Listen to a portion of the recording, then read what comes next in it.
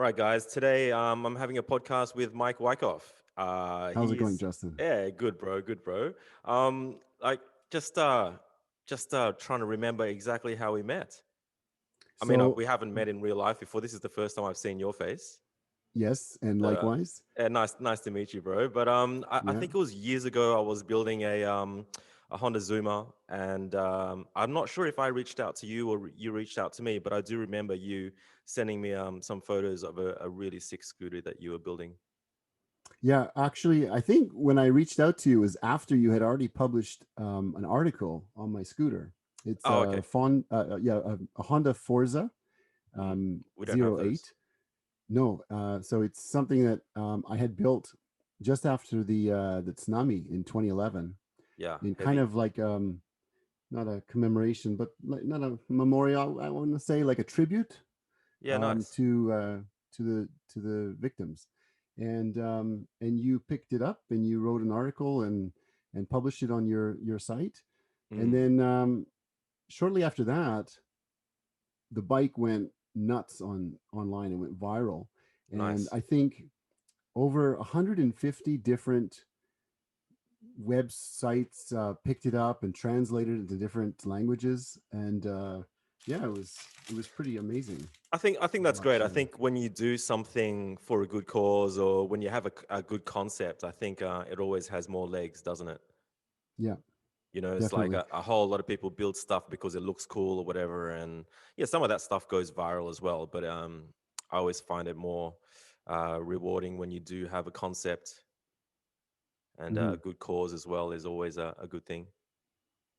Right. The design itself was based on an Icon Moto helmet that was done prior to the tsunami, and I really liked it because not too many helmets and brands at the time took their influence from Japanese culture. So that Mm. was one that really caught my eye. It was Fujin Raijin, who are the gods of wind and thunder. Thunder, that's So right. Yeah.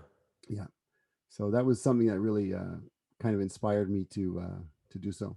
Yeah. Yeah, that's freaking awesome. I was working with a Japanese hobby shop a couple of years back, and it was called Raijin Fujin, so that was pretty cool. Oh, there you Just go. just Yeah. doing a whole shit ton of research on those gods and creating a whole brand and Mhm. logo and all that kind of stuff for him. It was pretty awesome. Those two gods are in particular quite popular and important in culture here. So Yeah. you'll see both of them at the front of temples, one on the left, one on the right, Yeah, and they those kind of symbols too. Yeah, I yeah. keep seeing those symbols and even in like toy shops and stuff. In the last time I was in Japan, I saw you'd see a big glass showcase of Gundam models, and there'd be Raijin Fujin models as well, like Yeah, taking that's it. inspiration from that. So it was pretty sick. Like once you open your eyes to it, you sort of see a lot more of it, Right. which is pretty rad. Yeah, Yeah, so that's exactly right. you want to tell people about what you're doing? So you're were you an Aussie to begin with, or from the US? No, no, no. I'm from Canada. From Wrong Canada. twice. Yeah, nice. Okay, yeah, wrong twice. Oh man, Yeah. that's typical for me. But I actually haven't done too much research on what you're doing, but it's pretty obvious, but just like looking at what's behind you. Well, Not yeah. For you know most people who can't see, who can't see. Yeah, yeah, that's right. You've got I'm like just fucking yeah, stock surrounded by everywhere. boxes. Yeah. Yeah, Um, yeah. It looks like a so toy yeah, shop to me. basically, 2015 is when things started to pick up. A friend of mine who's previously from England, Mm. who I was working with in Japan as a teacher, him and I had a passion for Honda engines, and we both had Hondas from I guess 2002 onward to 2008. Okay. And yeah, so we both we had the K20A engine, which Oh is the shit. Or the Integra DC5. yeah, yeah, yeah. Yeah. Yeah, we never got the So A. We got the K20, but we didn't get the yeah. K20A. Yeah, that was kind of our hobby, and and then the transmission started to go on both his car and my car. Typical. Not really that typical. I mean, not like S15s or anything. Like, I mean, Well, okay, Hondas are yeah, pretty tough. yeah, yeah. Um, I felt it. I felt it going, so I thought it was time for a change. So I switched to hybrid Civic of all Holy cars. shit. Yeah, I just like cut my balls off right there. Oh, well, And not these days, right? With Teslas and stuff. Like, no, but no, but no. I back mean, then it would have been, right, yeah, interesting move. 2009, I guess it Holy shit. was. Yeah, that you're an early adopter. Yes, yes. You don't know, you don't want to know what I'm driving now. I'm driving a Nissan Leaf. Uh, So I'm driving a Honda Jazz, so okay. I think a lot of the hardcore car guys are sort of like either giving it a break or they've moved on and Right. just they're driving BMWs now, or It's something that's age not too. yeah, Age. it's yeah, or having a family and stuff and needing Yeah. something a bit bigger and luxurious, and the whole Euro scene really has taken off, Right, right. like just the JDM scene was such an explosion, and it was Hmm. just you couldn't go outside your door and not see a modified Japanese car once upon a time. Right, right, right. Whereas now it's like, if you see a DC2 or even if you see a DC5 on the street, it Hmm. snaps my neck, because Yeah. it's just No, no. I mean, the DC2 now, how old is that? It's like over yeah, 20 years old. yeah, that makes me feel Over. old, but yeah, Did you yeah. have, you had a DC2? Oh yeah, I had a couple. Yeah, definitely. Yeah. Like I've had so many cars, and like I kind of, in retrospect, I kind of destroyed every single car. Like every car I had, I put every dollar I ever earned into it, and modified it to be more like track spec. Yeah. And Well, it's you've done a different. good job when it's undrivable. Yeah, I think it was still like when I was modifying cars, it was still more for Mhm, function though than mhm. form. Like I think when I started slowing down with modifying cars, the whole stance movement came out, and people were putting like zero offset wheels on EG Mhm. Civics and mangling all the guards, and Yeah. like all those cars. If you want to buy a nice clean one today, chances are the guards are all mangled, and Mhm. um they're just destroyed. So you were pretty hardcore in that. And that's kind of what I wanted to lead to. I'm first of all honored to be on your show. Oh, for I sure, mean, bro. yeah, I've always followed you. I followed you. Well, I guess about 9, 10 years now. Yeah, it's So crazy. yeah, I mean, I'm a real fan, Ah, cheers, bro. fanboy. Yeah, yeah. So Oh man, oh, look. both of the car side and then your photography and your art as well. So Oh man, it's like it's really it always a little bit awkward for me to hear stuff like that. Like I oh, just don't feel let it get like to your head though. no, no, no. Well, I've got a I don't no, trust me, I've got a huge ego, but it's just like I just feel like I just stumble through life just like everybody else does. Right, But right. I just You're happen to making your be stumble look good. it's like a falling on It's- my feet kind of yeah. thing. Yeah, maybe. But like I've gone through so many lifetimes of so many different careers, and Mhm, I've always managed to succeed, I suppose, at different projects that I've ever started. And it's bizarre, like some people know me through graphic design, some people know me mhm. through cycling, some people know me through cars, and some people know me through Zen, and um, it's almost hard for me to keep track of who's who and what's what, Right. you know. Yeah. But I think the ego kind of, yeah, plays the an ego is influence. bizarre, man. Like even like in the design scene, I remember doing a big design talk at a huge conference called Semi Permanent, and it was in front of 3,000 people, but most of them were Mhm, design students, mhm, and it's a 1 hour talk, and they probably never heard of me before that. But as soon as mhm. I hopped off the stage, I was signing stuff, and I'm like, Oh, holy really? fuck! It's just, I mean, Yeah. that's never happened to me again. But even then it just didn't sit right with me, right? Like I just kind of Mhm. knew that they didn't know who I was. They were just after a signature, and that culture was new to me. Like it was strange, Right, right. or even like at some of the car meets, people, it's always the younger kids too, like pulling me over for a photo or something, Mhm. and that's just bizarre, man. Like like I still go out in my PJs sometimes, like I don't have a rule that says, you've got to get dressed before you go out or something. So No, you be you, and that's the best thing, right? but when Yeah. I get pulled over, like at the mall or something, by Right. by the guy that's like selling me a fresh juice or something, and and they mentioned something about like Zen Garage or something, I'm like, oh fuck, I'm wearing my PJs, you know.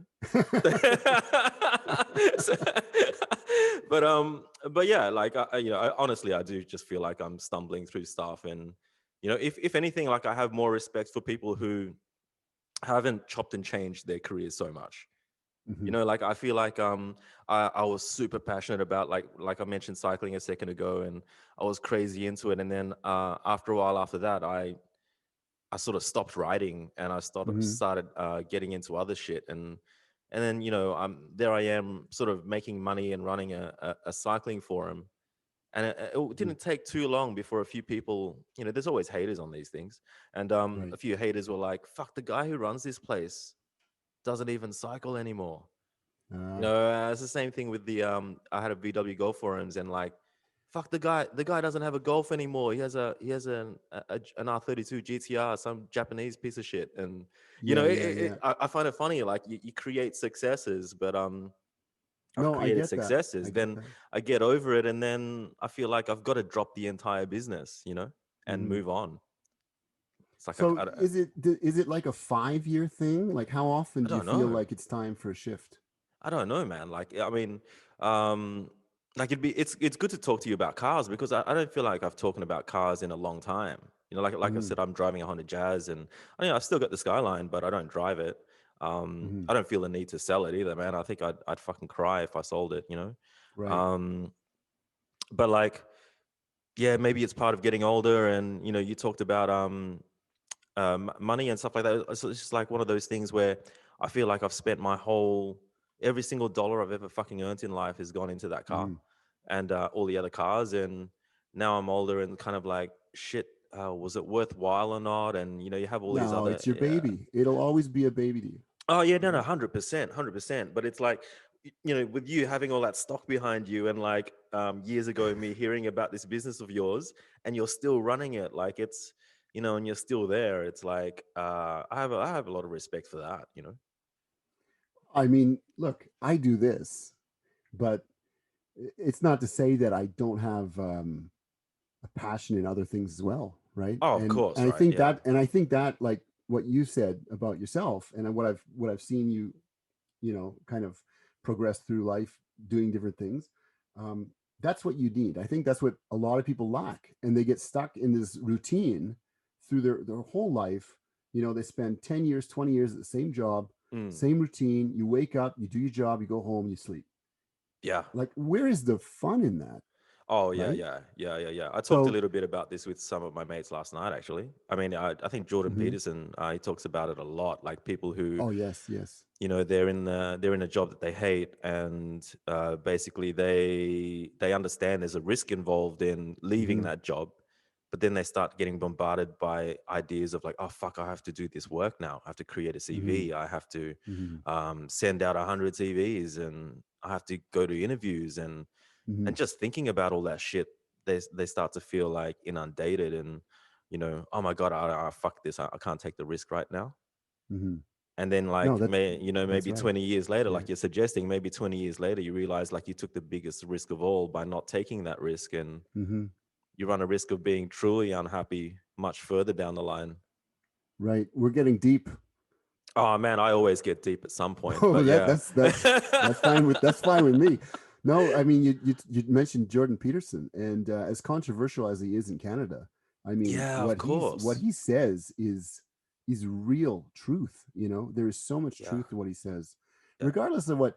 Like there's problems with like people saying he's racist, he's this, he's Oh that. sure. No, I mean like he will say it straight, and that's something I really really appreciate about his speeches and his Yeah, lectures. yeah. You say what you mean, and as long as you're true to yourself and you're true to the words you speak, Mm. then you're not doing anything wrong.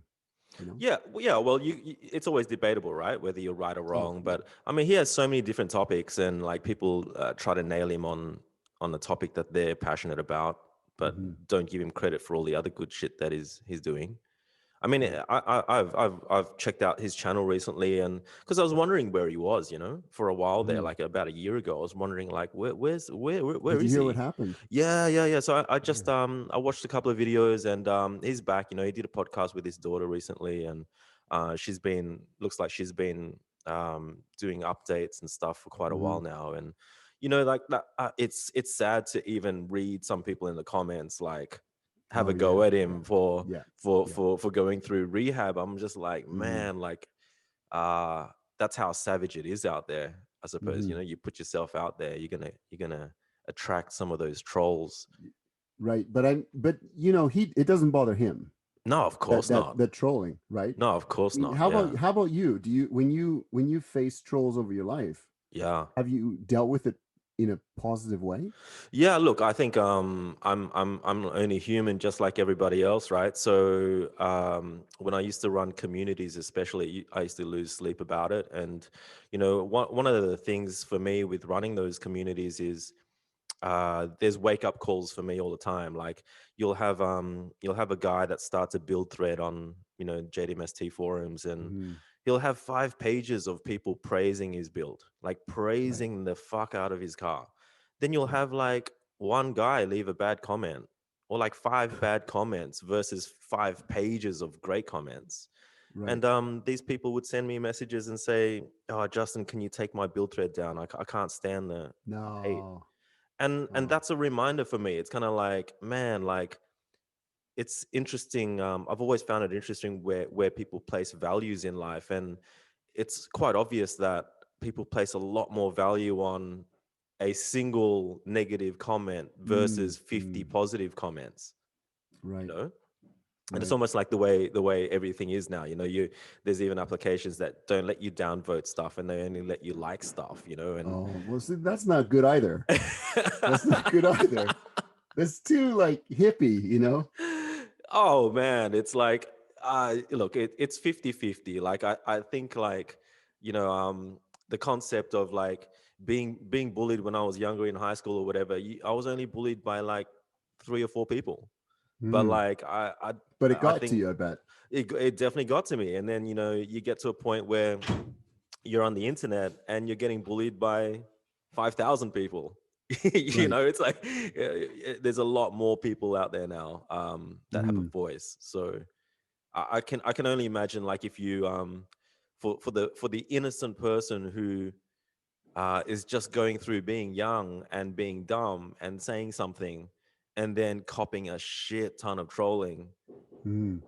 that would be pretty hardcore to deal Yeah. with. Or even being Justin Bieber would be hard. Like to wake up every morning realizing that half the world hates you and they don't know you. They've never met you. But you wake up every morning knowing that there's someone in the world right now making a joke about you. Right. It's pretty sad. There's a mindset you have to get into, I think, when you get to a level where you're not even Justin Bieber, but like yourself, or Like a thick somebody skin, you who mean?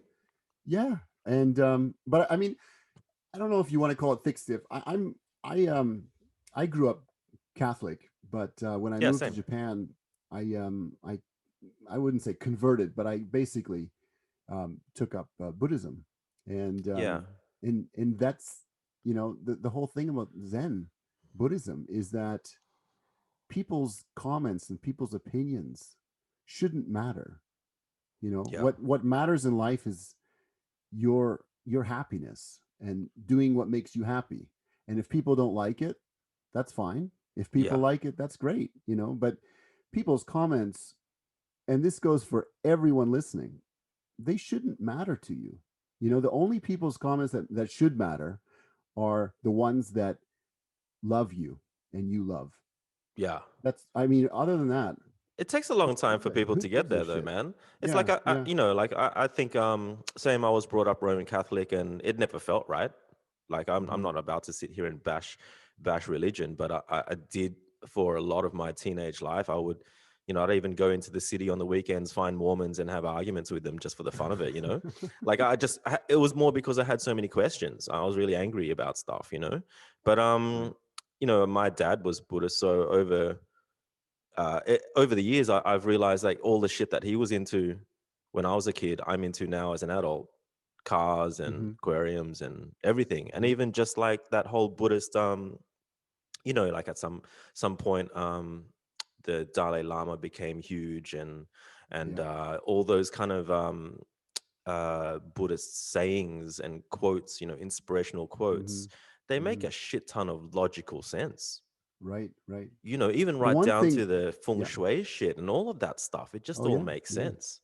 The one thing that's amazing about Buddhism, I think, is that Buddhism teaches you to argue and to confront things that you are not sure of and to Hmm. question things that you don't believe, you know? Yeah, I Those think are all questioning is those are all huge. yeah. I mean, if you think that there's a sound of one hand clapping, well you have to make the argument, Hmm. you know? But I've No, got to that's give you an mad. ASMR moment from it here. Guess what I'm drinking? Ah, nice, bro. What is it? Just a Dr. Pepper? It's Dr. Pepper. Yeah. Yeah, fuck. I try not to drink soft drinks myself. It's horrible for you, but hey. Well, I smoke cigarettes, so that's bad as well. And I drink a lot, so it is what it is. But dude, so like, what's Japan? I mean, I know you've got 3 kids too. I really want to talk about that because, like, again, I have so much respect for anyone who has kids. Like, I know that there's bad parents out there, but I Yeah. still automatically have respect for anyone who's done it. Like, even if Mhm. it was an accident and not planned, I still think like, You talking about sex? no, no, I'm talking about just having children, man. People who haven't had sex yet, I don't even think they're people yet. I mean, like, you're not a person until if you're a virgin, Yeah. you're not. Yeah. You're like a sperm still or an embryo or something. but but like something about like that next level responsibility, like, because we talk, you talked about Peterson, you talked about Buddhism, and responsibility is a running theme in Yeah, life. Like, it if is. you're an irresponsible person, like, good luck to you, you're not going to get very far Yeah. in life, like, the sooner you learn to actually, for a Mhm. better term, like, man up and take some responsibility, then the sooner you actually get on with your life and start to figure shit out. So I look at kids as something that, I like to talk about it, but it's probably the only thing that I can talk about where I'm actually not experienced at all, and I have a Mhm. shit ton of questions. Go um for it. Go no, for it. it's just one of those things, man. It's just like, if I'm really drunk in the city and I'm coming home in a cab, one of the first things I'll ask is, "So, do you have kids?" And they always have kids. Cabbies have kids, and Yeah. they're working their Otherwise, ass you off. wouldn't be working your ass off. Yeah, Yeah, exactly. it's like 2 in the morning, and they're driving me home, and Mhm. they've got mouths And to all they're feed. thinking about is getting home, getting to sleep, and seeing their kids in the morning. It's Yeah. crazy to me. I So think like, and that, you've got yeah, 3 of them. two, two, Oh, you got 2 of them. two. Okay, Yeah. cool. Well, that's still a shit more than one, and that's double one. God damn, so obviously you get energy from them, but they also zap so much energy too, right? Yeah. So three. The youngest one's turning 3, and Okay. the older one's 5. Wow, they're really young still. Yeah. So yeah, I mean, okay, I said 2, but I have another 2. Oh, wow. Yeah, shocker. The other 2, Complexity. yes, it's difficult. Facebook state is difficult. Holy No, moly. the older two, they don't live with me. So I Hmm. mean, I don't. I live with 2 of my kids, but yeah, so I have 4. But um, yeah, let's just leave the other 2 out of the equation for now, For now, yeah, because because I on was a about to on a say daily that's, basis, because yeah. that's your question. On a daily basis, how the hell do you have the energy to take care of kids, right?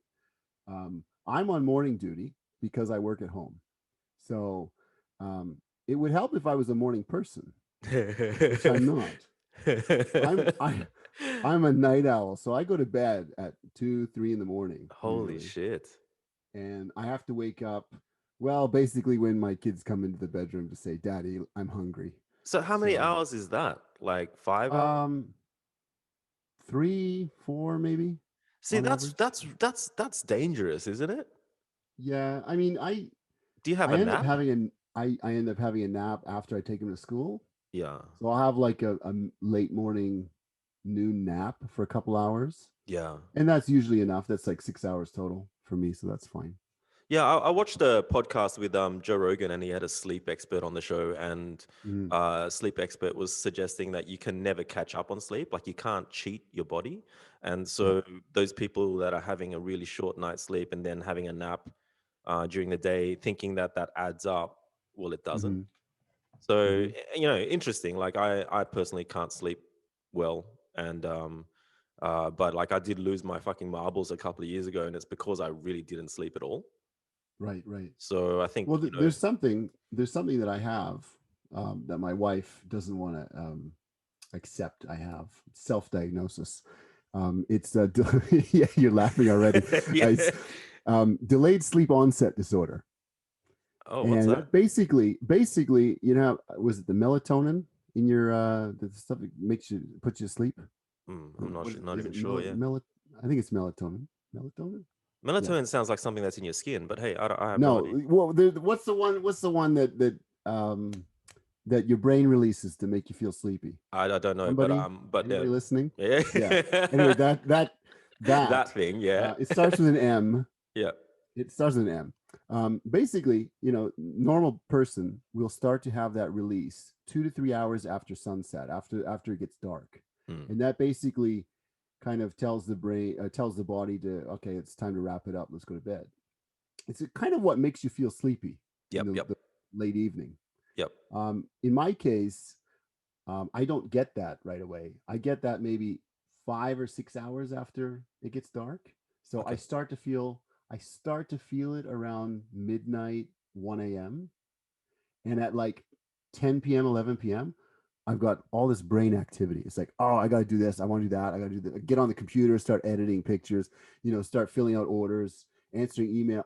It's not that I have to, I want to. I get like kind of stimulated I just call that naturally. being an obsessive, uh, compulsive kind of personality, or addictive personality. Like Right. you just one of those guys. Like Well, there like there is a thing. There is a thing. I'm trying to convince you there is a there thing. is it's actually a thing. It's actually a thing. They actually have a It name for it. Yeah, it's delayed sleep onset disorder, DSOD, right? Right. DSOD. If Okay. you Google it, Yeah. DSOD, Yeah. it's Yeah. an It's a actual thing. thing. Okay. Yeah, yeah. But the problem is, taking supplements to kind of speed up that sleepiness, Mm. it works against you because then your brain doesn't naturally release it over time and it gets worse. Yeah, So I'm not into that. I'm not into like I've been yeah, off the medication and stuff for a good few months now, and I'm right. that's why I'm actually even doing this podcast. It's like I feel like I haven't done anything ever since being on that shit. So Hmm. you know, it's So funny it's when through I was therapy. when I was trying to get off that shit, a whole lot of people that are on that shit actually reached out to me and said, Hmm. be fucking careful trying to get off it, And Right. in many ways, I almost read, I didn't even know these people were on meds, so it was nice of them to reach out. A whole bunch of people that I knew, are a whole bunch of people I know are on something, Hmm. and they were almost trying to convince me to stay on the shit, and it Yeah. sounded like they. They needed company.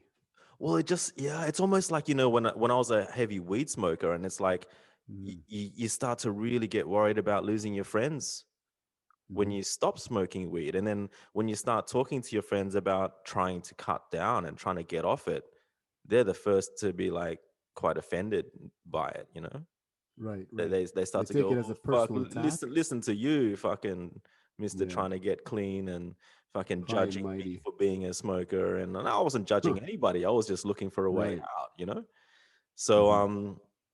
yeah, interesting thing, but I feel better without it. Like whether I go crazy again or not, I'll find out. But Yeah. No, I was prescribed antidepressants back when I mm, was, I guess, 11 years old. yeah, they're And fucking quick to do it, aren't they? oh yeah, my dad was firm against it. Yeah, right. He was a chiropractor, so he was more of a naturopath, and Yeah, he yeah, told me, no, you don't take that. But I that's was like, awesome. yeah, I mean, like I have to, don't I? Like the doctor gave it to The me. doctor I, says, I ended yeah. up I ended up taking one pill, Mm. and that was it. I just threw the bottle out. But Well, Yeah, that's that's pretty scary amazing. Eh? stuff. Yeah. It is because it's I mean, look at Peterson. Like it's just it's super addictive, Hmm. and it probably alters your, could permanently alter your physical and mental state. So yeah, man, who knows what's in that shit? Right. What are you drinking, by the way? Red I see wine. you sipping. No, Yeah, but yeah, what? yeah. What are you drinking? Just It's not just red wine. yeah, it's just red wine. It's just a it's a What type of wine guy are you? um Merlot, Bordeaux. no, no, no, just cabs and it started with the Merlots. I was never super into wine until I met a few people that were into it. And then like Hmm. over the years I became a real, wine snob. And Hmm. I liked particular regions that I thought like, man, every single winemaker from that region seems to make a good wine. So I started to Hmm. figure out shit, let's just look for regions as opposed to brand names. Right. Um, but again, like I don't know, I used to spend so much more money on food as well. Like I used to love fine dining, and um, you'd blow hundreds of dollars every time you go out. And like Hmm. wine bottles of wine for me was always like, if it's above $20, it's a good bottle. But now I'm Hmm. kind of like, man, a $6 bottle can still be pretty good too. And It can. It can. yeah, so now I'm not so much of a snob, like I kind of like, um, I just drink, to be merry, just take the edge Hmm. off. But And how do your wine snob friends, ex-friends feel about you kind of stepping back from the wine? um, I think that's again. I don't think I see those guys that much anymore. I think it's just one of those things, man. Like I seem like I have a lot of friends, like, oh, maybe that I would have, but I only ever need like one or two really close friends. And Right. it's like, Right. and I tend to go through like having to lose them at some point, man, because Hmm. I think it's almost like the businesses or the communities that I've started and left. It's like I get to a point where I don't lie about like that kind of stuff. All feels like a past life to me. All these Hmm. different forums that I've run and all these different businesses that I've run were kind of like different phases of my life or something. And it's really, Right. I still think about them. Like, see, back on the kids thing, like, I know that if I had, like, there were so many chances in my life to have children. Hmm. I was in so many long-term relationships, and part of the reason why I broke up with a lot of girls is I couldn't take the next step. Hmm. And so, whilst I was comfortable, I liked being in relationships. I always loved it. What were you I afraid of when you said you couldn't take the next step? For fuck, when I was a kid, I used to hate kids. I still don't like Hmm. kids today. I think hate's too strong a word, but I always said to my parents and stuff, because Asian families are always like, when are you gonna have children? Like, Hmm. because they love your girlfriends, and they're just dying for you to get married and have kids. Yeah. Yeah. And I always said to them, fuck, I'm never gonna have kids. I don't want to have kids. And you get that same old, don't worry, you will one day. And Hmm. now I'm 45, and I still think exactly the same. I'm like, surely there are people out there like me. Like, Hmm. surely there are other people on this planet that really feel the same way I do about having children.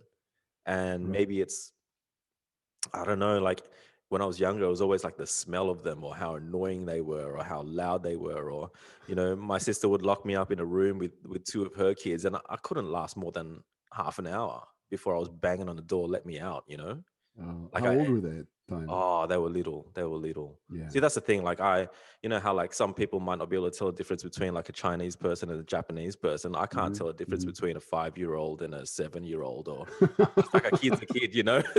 They're all kids to me. but like, just that's why I think I respect people so much, because it's such an unknown for me. Hmm. It's not like an unknown, like not having jumped out of a plane, or Hmm. flown a plane, or it's different to me. It's more of something that you can't take back. It's something Hmm. about that. It's It's permanence, the right? permanence that I'm Yeah. worried about. And maybe I am still in this, um maybe I just generally accept that I am a fuck up in life. Like when I say that I stumble through life, like, and sure, I have my successes, but I never assume to be in a situation where I could be responsible for someone. I suppose I really fear it, you know, like I Hmm. fear having and I've I've proven to myself that I had a huge wobbly a couple of years ago, and I'm like, well, holy fuck, if I had kids through that, like Hmm. like man, that surely would have been even worse. Yeah. Or you know, you Maybe could it was argue better maybe off. Right. well, yeah, or you could argue the kids might have prevented me from going there, but Possibly. Yeah. Yeah. yeah, you know, but for me, it's like I always felt like some people have a dream to have children. Like it's their dream to. They you know, to that I say like, what the fuck's stopping you? You know, like if you want to Hmm. fucking have kids, you better fucking chase after it. You know, because I Hmm. have never had that dream, and if anything, I've let go of women that I absolutely loved because I felt like they deserved to be with someone that had the same dream. Hmm. So I never wanted to break up with these people. Right. Did you It have a just big family yourself? no, just a sister and I, and Right. yeah, a part of it is my dad. You know, my dad wasn't too into having kids, I don't think, and I only sort of found that out. You know, you remember things Hmm. from where he used to smack the shit out of me and whack the shit out of me and stuff. And I remember at some stage in my life, my mum found some Beta 8 footage and we converted it to VHS. And it's Hmm. so funny, like she was so into filming my sister and I, and she Right. would say, you know, Joe, come and play with the kids. He'd be like, nah, you know, I don't want to. And I'm watching it like as an adult going, fuck that, you know. uh, So uh, he was a big kid himself, man. You know, Maybe that's part of it. Maybe that's part of why you just don't have that kind of dream or the it could be. It could be, you know, but then again, it's sad to think that, you know, your parents dictate who you're going to be as an adult. Like, I don't believe in that, you know, oh, like it's true though. It's true though.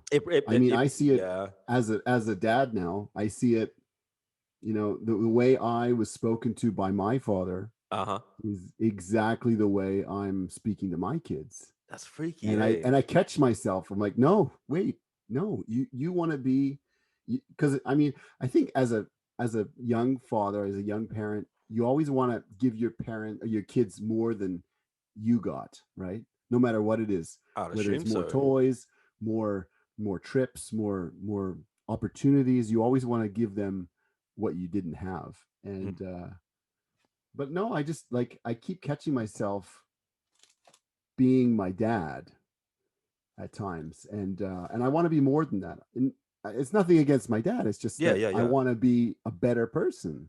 I Yeah. want to, I want my kids to be perpetually happy, But that but I doesn't don't want exist. them. No, right? Yes, exactly. Yes, yes. But now let's go to Buddhism. Does it Yeah. exist? Yeah, Um, yeah.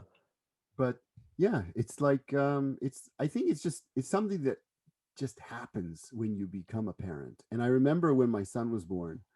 I remember when all my kids were born. The moment um, they came into the world, Mm. I just lost it. I just started crying, and Holy shit. I don't know why. I don't know why. Like You mean it's you not. just I'm not. became a more emotional person? I Like think something opened up?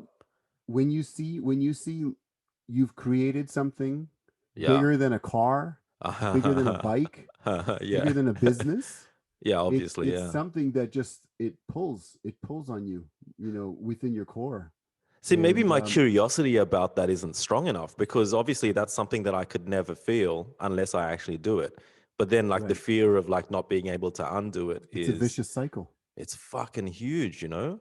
Yeah, Like just yeah, not being able to undo like um it's almost like because I used to be more of a fine artist than I was a designer, but all those years of being a graphic designer, constantly hitting undo. You're right. constantly Go undoing back, go something, and back, so redo it. you Yeah. lose the ability to risk take because you have no fear. Hmm. There's multiple Right. layers, and you can go back to a Yeah, previous save. that's a great Whereas, analogy. well, That's when a I was great a analogy. painter, you don't. I never feared shit when I was a painter. You just Right, fucking lash out. You get right. all of it out. So it's, you know, I find that in my older years now, I'm trying to get back to being the painter again, the Hmm. person who isn't scared so much. children still scare the shit out of me, but it's like maybe it's a little bit like that. I've had it so easy for so long. I've had um so many situations in life where I've just been able to undo or Hmm. hit the eject button on stuff. Right. Yeah. So No, I know if you it's have kids, you something. can't quite do that. Right. Exactly. You can't go back. You can't relive a day. You can't sleep in. You can't. Well, I do, but Do they just pop there's into your certain. head like first thing in the morning, like, like, because like you see some films like I remember seeing Train Spotting, and these guys were like Mhm. fucking jacking heroin every day, and then they actually in one scene they forgot that they had a baby, and the baby dies because they forget to fucking feed it. Okay. Well, that's a drug. That's a drug addict. So That I that's a mean, that's that's a not a that's a normal dr- person. but yeah, but yes and no. Like if you're No. if you're on medication and shit, you're on drugs, or if you're on coffee, you're on drugs. So do these kids, like, are they legitimately, like, you hear of mothers that have they've got a son or a daughter that gets murdered on the street, and then Yeah. they're in an interview on television with the police, and they're like, I knew it happened, like Yeah. at That's the time mother's that they intuition, fucking isn't died. it? Yeah, so that stuff is fascinating to me because it's almost Mm. like, is there this thing that's beyond, textbook where, I can only speak for myself, but yeah, I sure. think it's different for fathers. I think we have a different connection to our kids. With mothers, you feel them inside of you. You feel them growing. You have this Fucking hell. physical Mm, connection mm, from the moments of conception. So, we don't have that as dads. We only have the connection we have when we see the naked baby laying mm, on mm, the mm, mother's chest, and that's when we start to develop this connection. I think you can listen to several psychologists, and they'll say the same thing. it's mm, it's a different kind of connection that men have to their children than women. So yeah, I mean, it takes a lot of bonding, obviously. If the father, like you said, if some fathers, they're not interested in having kids, they're not going to try to make that bond, and that connection will not develop, and mm. people and the kids will have issues. And I mean, we're getting really deep now, but Yeah. But I mean, yeah. I think that's the thing. Like, I think a lot of people listening, it's always a bit 50-50 for me, but I always feel like as I get older, there are older or more mature people listening to what I'm saying. Hmm. I think, I think part of what made me hit the eject button on a lot of the car forums and stuff like that was because when you run something for long enough, you run it to a point where the next generation starts to latch on. Right. And like we, even with Zen Garage, like when a whole lot of the younger guys were buying it only because it was a big brand, or it became Hmm. quite big, and they didn't really understand why they were wearing it. If Right. anything, they were the ones going out doing shit that If you don't know, it's okay, right? yeah, well, The it sort saying. of is. It sort of is, but it wasn't for me. It was Uh-huh. like it just got to a point where, like, man, like I created this monster, and I didn't really want to create a monster. Like I Hmm. love it when I meet people, and I like these people because I've hung out with them all day, and I like Hmm. them enough to give them some Zen Garage stuff. Like Yeah, yeah. and then when they're Well, you wearing gave it. me some, and I really appreciate that. But that's where I want to be, right? And look, Yeah, turns out yeah. you're a rad dude, and that's the thing. Like, if I saw cool people that I like wearing my stuff, then I don't have to worry about anything. Like, these Hmm. people are out there, like, just making other people's lives cooler and better. Yeah, yeah. So, but when young kids were starting to wear my shit, doing burnouts on the way out of my own car meets, I'm like, holy fuck, guys! Like, what are you doing? This is like sabotage. It's Yeah, like, and it yeah, yeah, almost yeah. became like cancer. It's almost like this thing that's spreading. Like, I, Mm. I I think I've got to be the only person that's running like a commercial brand that ever hopped on social media and said, fuck you cunts for buying my shit. I want to buy it back. Oh, wow. Yeah. And I had such Yeah. huge backlash. And Oh, really? I even did it. We did another test, and we dropped the price by like $1. So it was like, 39.99 for a t-shirt instead of 40. Right, And like right. the sales just shot up 30%. I'm like, Oh, wow. fuck. And now I've made another Facebook post. I'm like, fuck all of you guys, Yeah, that bought yeah. this for like $1 cheaper. like, and so that lost me even more followers. And I just I feel glad now when people do buy this stuff, it's because they do get it. They've gone and done a Mhm. bit of researching. And just last week I had a kid message me and said, if I buy like a shit ton of Zen Sunnies, can I get a discount? And I just straight up Oh, said, no, nah, man, like, no. Get the fuck out of here. it's Yeah. not what I'm about. Yeah. Yeah. Like You buy I it because you're passionate, not because you want to be hip, right? just yeah, just I don't know. I'm tired of educating people as well. Mm-hmm. Like Mm-hmm. when you get to the point, like I feel like I've been pushing an agenda all the time. Like even with the Mm-hmm. car stuff, I was always pushing, guys, don't cut your springs.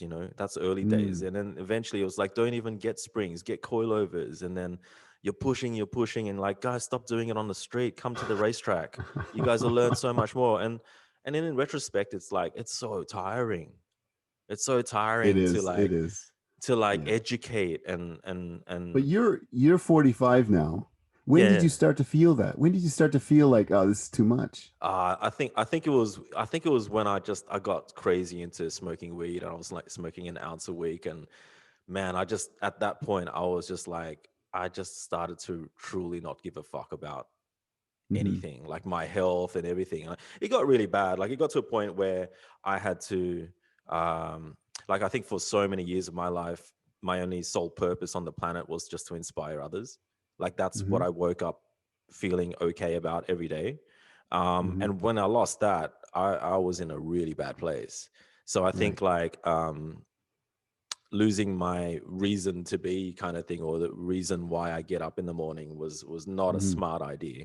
And yeah, I just became a really bitter person, like just not giving a fuck about anything. And truly not giving a fuck about anything. You know what though, you're halfway there though. In that moment, it's like not giving a fuck is part of living, you know? yeah, yeah, yeah, yeah. I Except think you're I using think I took it. chemicals to get there. Well, no, I took it to extremities. That's all. I Mm-hmm. still think you need to care. Like I think I'm starting to care again, and I'm still, even self care. I'm talking about that. I'm starting to um, make the moves to be healthier. And I say that as I'm drinking, but and Ooh, still yuck. smoking and stuff. But it's like uh, I don't know. It's just I'm starting to care some more again. I don't think it's a bad thing. Um, if you get to a point where you truly don't give a fuck about anything, I think you can't be a passionate person either. And Mm-hmm. I think I'm best at being an overly passionate person. Mm-hmm. Even like Who doesn't want kids? Who doesn't want kids? I really don't want kids. It's like I just find it interesting that I'm 45 now, and I have friends of all ages, but I don't think I've found another person that feels the same way as I do about children. Um, even people who don't want kids find kids cute and can play with Mm-hmm. kids, and you know. Right. But if I I've go and never. visit my mates with kids and they start jumping on me, I actually feel really uncomfortable.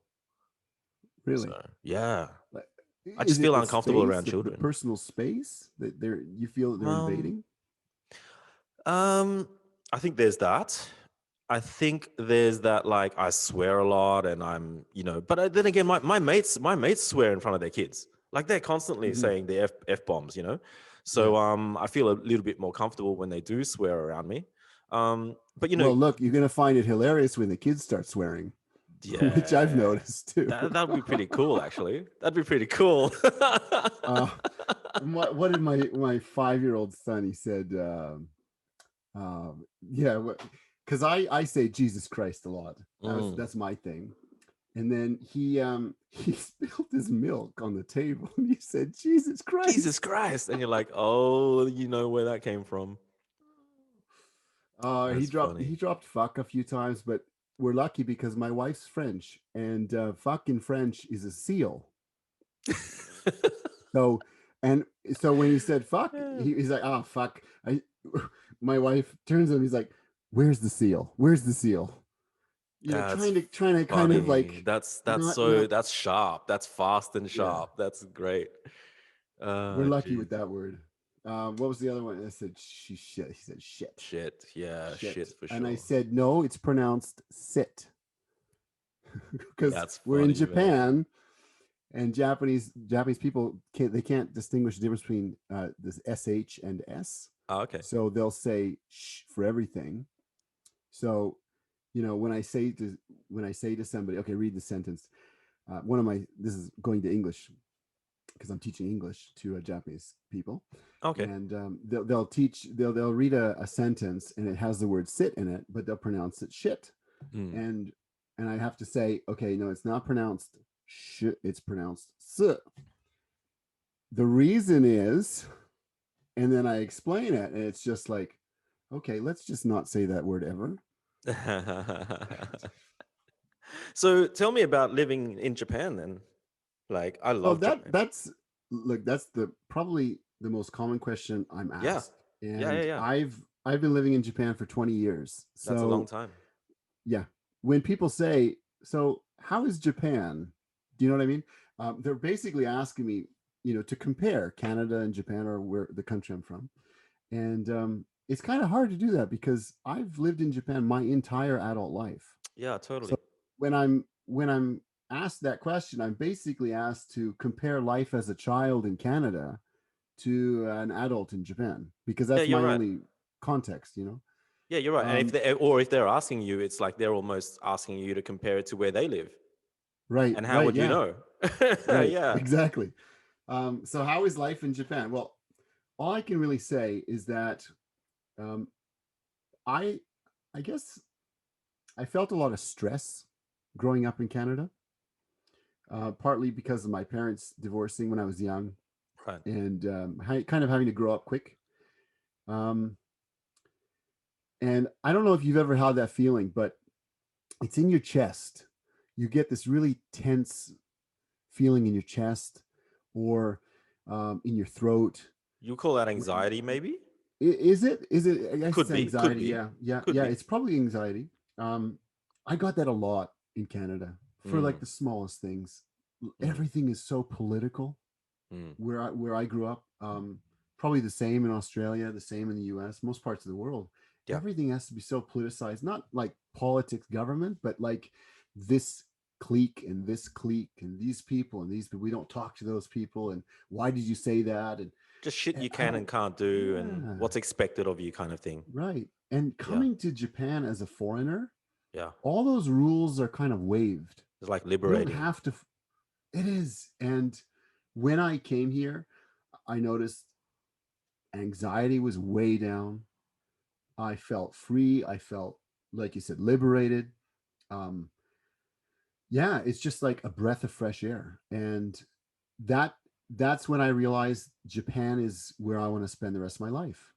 And I have only ever felt anxiety after moving to Japan in my previous relationship.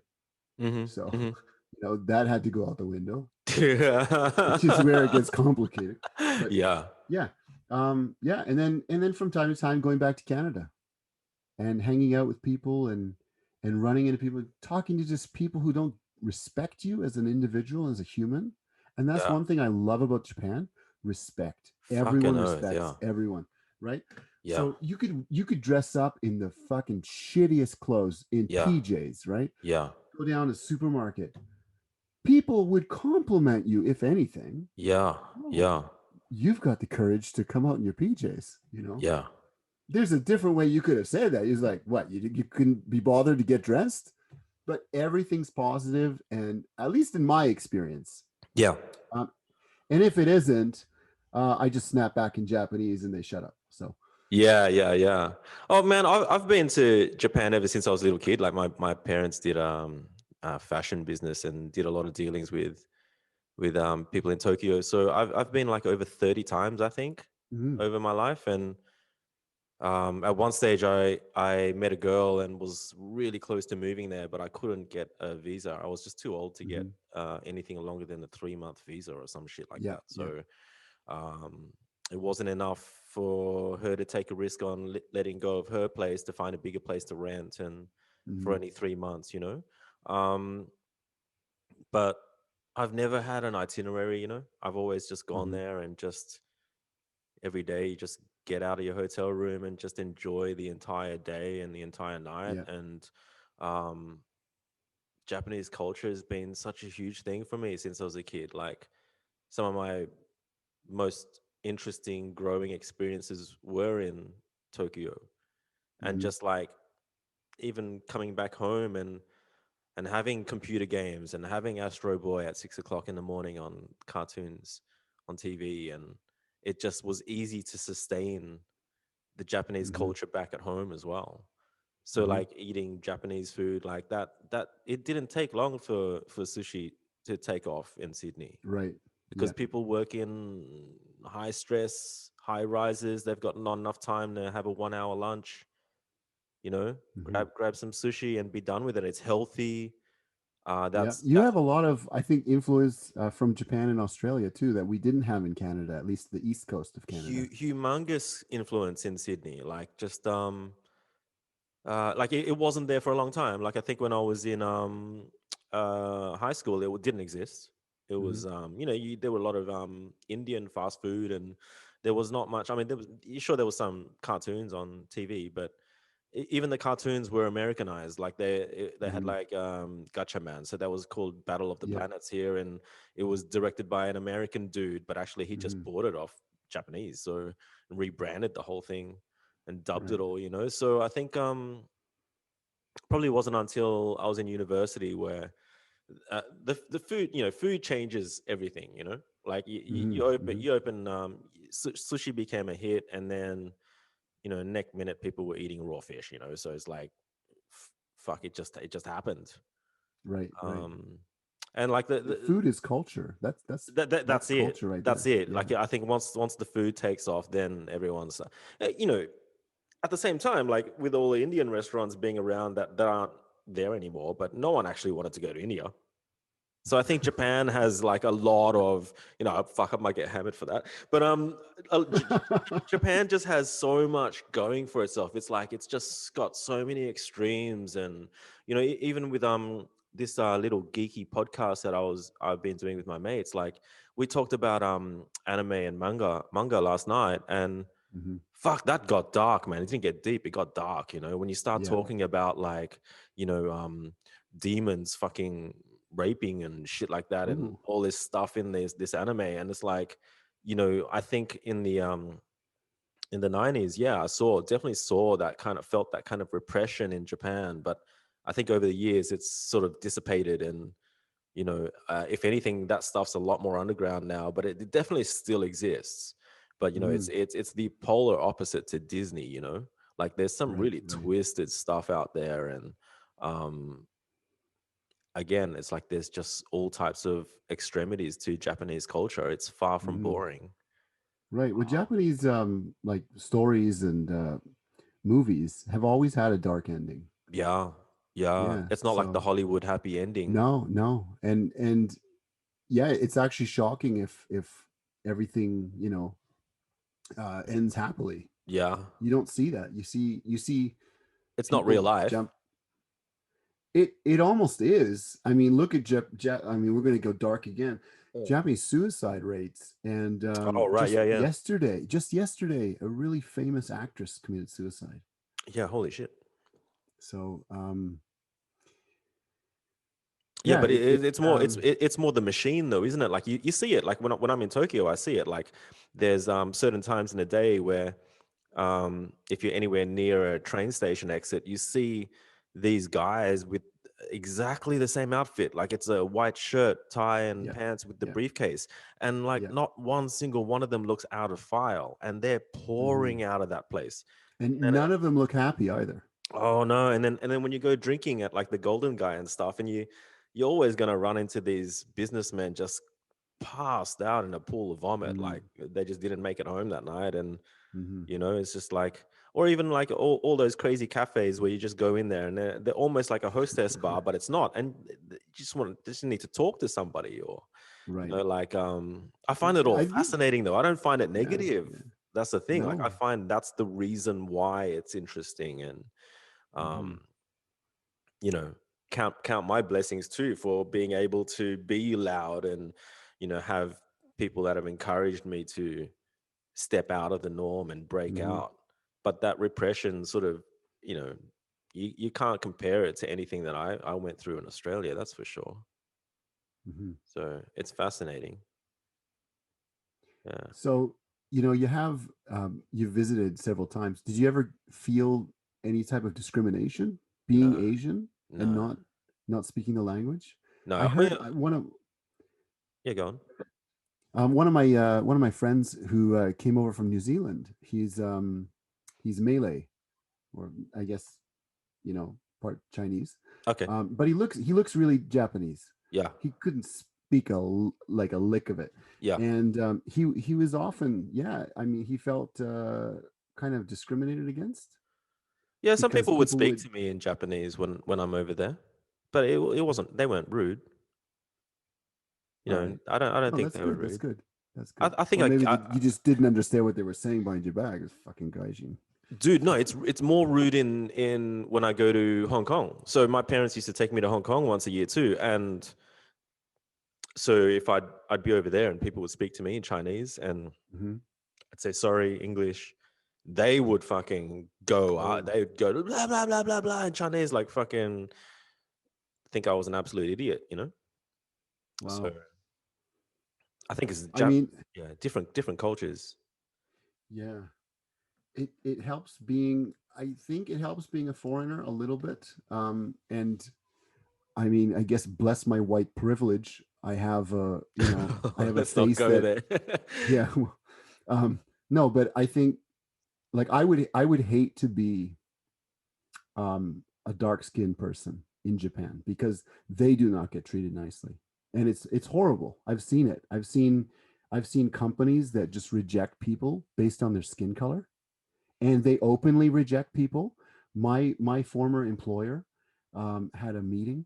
Mm, He's a Japanese guy, mm, and he had a meeting, like an interview with a black guy, American guy, mm. and uh, and he turned to me after. He's like, "What do you think of the interview?" I was like, "Yeah, he sounds pretty good. Um, probably probably have to explain to the parents that he's American, he's not Mm, African, mm. because that's how narrow-minded so many people are here. Like, they look at you, they look at your Yeah. skin color, and they automatically assume you came from a certain kind of. I can't tell you how many times I've been asked, "Are you American? Are you American?" I Yeah, just yeah. assume I'm American. I did. There's nothing wrong with Americans, But but well, yeah. you're also Asian, so Yeah. no, no, but like, they'll look at white people and say, okay, white people are American, black people are African, Yeah. non-Japanese Asians are the not very. I can't describe Yeah, what the yeah, I people. get it. I get that though. I know that. I know Yeah. Japan enough to know that kind of stuff. But at the same time, it's like I've personally never felt comfortable with, flattening the world's cultures out to all Hmm. be one and the same. Like it spins me out how someone can get so upset about what's going on in another country when they've never been there before, Right, right, or it's got nothing to do with them, sort of thing. right. Fair So, enough. Yeah. like even like some of the guys on Discord were talking about the BLM movement and stuff like that. I'm Hmm. like, and they were kind of saying, "Oh, it's gonna end up in civil war," and they were super anti. And I'm like, don't even comment on it. Like, Hmm. how many black friends do you have? Oh, none. Yeah, well, Hmm. it's just save your energy. Talk Yeah. about something else. And um, quite a few years ago, I met a girl visiting from London, and she had the darkest skin. It was amazing. I just Hmm. don't have any friends that have skin that dark. So I just hung out with her for a while because it's like it was just cool. It was just different for Hmm. me. But like just seeing how people reacted when she would Hmm. walk into a restaurant or we go to the beach or whatever, and it's just like Australia's pretty, Sydney's pretty multicultural, but there aren't many black people on the beach or Hmm. um, anywhere, Right. So even here, it was like she felt she couldn't help but talk about it. Like she's like, "Oh fuck, this is really like I feel quite people are quite racist here, and I feel Hmm. really uncomfortable, and everyone wants to know if I'm from Africa or not." I'm from Hmm. fucking London. So it's like it's just it was sad for me to hear that from someone visiting the country. Like I wouldn't have expected it. You know, Mm-hmm. like it's just it's fascinating anyway. You know, like I feel comfortable here. There's a lot of Asian people here. You know, it's like sometimes they embarrass the fuck out of me. Like I don't expect a whole ton of Asians to do what they've done over here, like take over whole suburbs and make whole suburbs like Asian only suburbs. I'm like, that's not the Sydney that I grew up in. Mm-hmm. Sydney that I grew up in, your next door neighbor was Greek, your other neighbor was Indian, you know? Yeah, Whereas now yeah. it's like whole suburbs are like Asian people or Koreans, or a whole suburb here is Chinese. And I'm like, fuck, how did that happen? You know, it's interesting. But it's almost the same thing with car meets, man. I think it's the same analogy. Like when I first started the car meets in Sydney, all the Toyotas would park together and all the Nissans would park together and Mm-hmm. Hondas. And I'm like, they all fucking hated each other. You know, they're paying each other out. You Yeah. Hondas are front wheel drives and, no, no, no. And I'm like, man, all of you guys, A, you're not Japanese. Like none of you are Japanese and you're all into Japanese cars. And B, you're all in the same boat. Mm-hmm. You're all into cars and you're all enthusiasts. And so sooner or later they got the message and people started parking all mixed up and stuff, and that's cool, you know. Right. But Your if it, OCD alarm didn't go off. Like, gotta get the Hondas. well, I think now that I've left that whole sort of scene behind, like now it's happening again. Like I went to a car meet, the same car meet that I started is being taken over by a friend of mine. And Um, this is the first car meet I'd been to in ages. Like with COVID and stuff, it's surprising that they even have it on, you know. And I went there the other night and last week, and damn, every single fucking 8.6 was parked together, and Mm, all the Supras were parked together. I'm like, oh well, that didn't there you last long. go.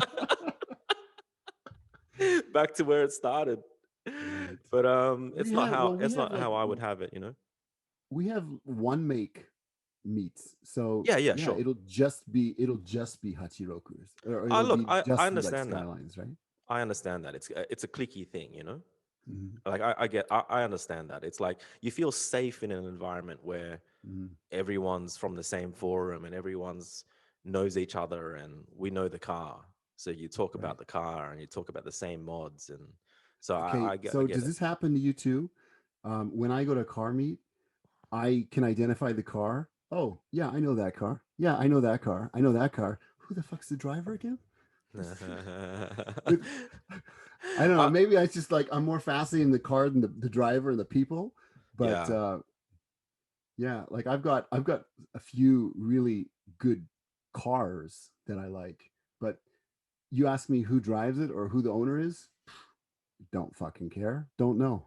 yeah, a bit 50-50 for me. I think because running the forums, I do use the cars to remember who they are, but Hmm. I also use the forum usernames because no one had their real name. So I never Oh, called there's another people. problem. Yeah. Yeah, so I never called people by their real names. You know, I was always calling them by whatever they were, their avatar was on the forums. You know, so you're Yeah, that yeah. guy on the forums and stuff like that. But Yeah. eh, I'm really bad with names in general, so I tend to uh, always forget people's names, but I still remember who Right. they are. Like if I start chatting to someone that I haven't chatted to in a long time, I Hmm. still remember.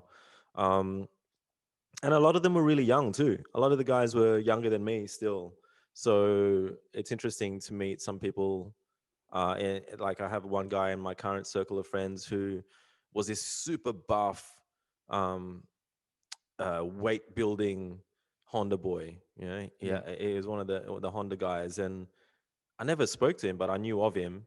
And then last year when I was running a design studio, he came to me looking for new branding for a new company that he started, and he looked like Steve Jobs. He dressed from head to toe in black with a black skivvy. Yeah. He had a ponytail. He had round like John Lennon glasses. He'd Hmm. become completely into meditation and Zen. Turns out he survived cancer Oh, and wow. lost all of his muscles and became this skinny dude. And Wow. he quit his job at the bank. He was climbing the corporate ladder at the bank, and he quit his job, Hmm. and now he's doing this awesome next level Zen kind of business. Yeah. Yeah. He's That's just crazy. found his calling. And I think that's what's fascinating is like a lot of the guys that I knew, what they're doing today is so different to the people Hmm. that I met when everyone was just blowing money on getting a fucking loud exhaust and Right, right. getting You've been through a lot too. You've been through a lot. You've done a lot. Where do you think the next 5 and 10 years is going to take you? Is it going to bring you back to painting and art, or are you going to stay with the photos? Oh, look, the photos have been the easiest way for me to be creative still. Like Mhm. it's the most painless for me. Mhm. Um, it's funny because what I really appreciate so much about my photography and the feedback is that the guys who I know that are amazing graphic designers and motion Mhm. graphics guys who are hardcore professionals, when they like my stuff and they comment on my stuff, it's not because they're scared of like, oh shit, now I'm going to get naked girls in my feed. It's because they Right. can see the grid. And like a few of them even said to me, dude, the composition of this shot is sick. And so Hmm. it's like, I can post butt shots all day and get a much bigger following. Mm. But when I'm looking through the lens and like I've got the grid lines on and I'm literally lining shit up like a motherfucker, like I Hmm. think that's what I'm doing. I'm still being the designer. I'm still being the artist. So I'm like legit working my ass off to try to capture things with an interesting layout and trying new angles and trying new things. So in I many love that you ways, add. I love that you add the cat into the cat, this. I yeah, really she's like awesome. that. Yeah. She's No. Does awesome. that happen like naturally? Does she Yeah, just like yeah. walk into the shoot? Yeah. She's super. She's really clingy with me, but she doesn't like other people. So when Hmm. I'm shooting girls, like she'll get jealous, and like she's been jealous of you a few times Yeah. already tonight. Like I she's noticed. jumped up Yes. here and she's put a butt in my face and she's meowing. She's like, "What are you doing? Give me attention." So that's what she'll do. She'll just photobomb, but yeah, the shooting works really well for me. Like I didn't expect to be making money from it. But then like to find girls who are working in the sex industry and they make so much money, man. Like, Oh, I bet. Yeah. 15, 20 grand a week cash. It's like they were more than happy to pay me for my services. And I think with shooting escorts in particular, like the websites that promote these girls are so stuck in this. You got to have this expensive hotel with bourgeois furniture from the 40s and cushions and big beds that are old school, and you've got to be wearing like lingerie, and it's got to be shot like I'm shooting you from the next room. And Hmm. like I just don't think all girls are like that. Like a few of the girls that I met were just such cool people. um, it was more about trying to capture the girlfriend experience as opposed to high class hooker. Right. You mentioned that you recently reserved an escort for Yeah, yourself, and I yeah, and yeah, I yeah. commented on that. I commented on that, and I Oh, did asked you? you Yeah, yeah. if you thought about bringing the camera out, Yeah, that like was your shooting it, comment. Yeah, right? yeah, yeah. Yeah. Yeah, no, oh, I think I kind of do almost that kind of suggestive stuff anyway. Hmm. Like I think something that Did you bring your camera that day? no, no, I did No. have it, like, because she came over here, so I did have it, and I did think about it, and she did say that she offered that as a service, but Hmm. yeah, I don't know if I need to do that. Like honestly, I think some of the stuff that we're doing is that I'm doing, especially with Vivian Law. She's become a really good friend of mine, but we really do that whole in situ kind of stuff. Like when I'm shooting her, her legs really are her ankles are on my shoulders, and I get right in there, and I don't expect any other photographer to catch up anytime soon, because to develop that kind of trust takes a Hmm. long time. And I would hate it if a photographer was to try to suggest to a model, hey, let's do what this guy's doing, because Right. it Right. Right. would just like, dude, you're going to end up in jail. Hmm. So I think a lot of what I do is already at a point where a lot of the girls that want to shoot that kind of shot with me, I'm like, well, we're not going to get there on the first shoot. Like, I need Hmm. to make sure you're cool, and you need to make sure I'm Hmm. cool, and Hmm. it might take some The time. trust. Yeah. Yeah, it might take a couple of shoots before we start doing some of that stuff or going anywhere near it, you know. But it's really working. It's like my Patreon, it, you know, makes me over a grand a month, and I just find it so unbelievably awesome that someone would give Hmm. me $50 a month to see artistic shots as opposed to Yeah. just going to Google and go to Pornhub or something. Yeah. Yeah. Like I It's just for free too. Yeah. right. So it just Yeah. blows my mind that Hmm. there are people out there that can see the artistic merit. I think it's never going to be a, you know, I don't think I'm ever going to be a majority thing anyway. Like I've always, you know, against the grain and being part of a minority, but I think it suits me fine, you know. Um, I think for a while there, I got really, really upset with getting banned on Hmm.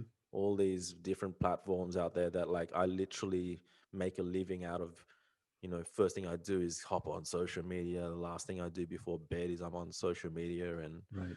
you know, especially with Zen Garage, it was like push, push, push. Hmm. Um, but Do you yeah, think there's like, over censorship right now? Do you think people are just oh yeah, fucking hypersensitive oath. to everything? Yeah, fucking oath. But it's their platforms, you know. Like I'm so sad that Tumblr's gone, you know. Like I really love the Hmm. Zen Garage Tumblr and making tunes for that and like um making a mood board, like being, you know, one of my dream jobs is to be a curator. You know, it's like how Hmm. you'd be a curator of your shop and how I was with Zen. It's like it's a really fun thing to be able to choose the products you want to sell. And Right. you know what it's like, right? It's like curating is fun. So I was really sad when Tumblr died. But yeah, I think people are being oversensitive, you know, like um I'd hate to imagine what it would be like to be a comedian these days and have a Hmm. comedy show and have people shut you down and stop you from having shows in certain areas because they don't want you there. And I'm like, wow, but it's all about cracking jokes, you know, If you like don't like comedy, why? Yeah, why are you there? Why are you watching? Why are you looking at pictures if you don't like the content? You know. yeah, yeah. I think that's what it is, man. I think all it is like, you know, if you think about the '80s and stuff, like if you had a message to spread, you'd have to go to the local park and scream it Yeah. out or hand it out in flyers or something.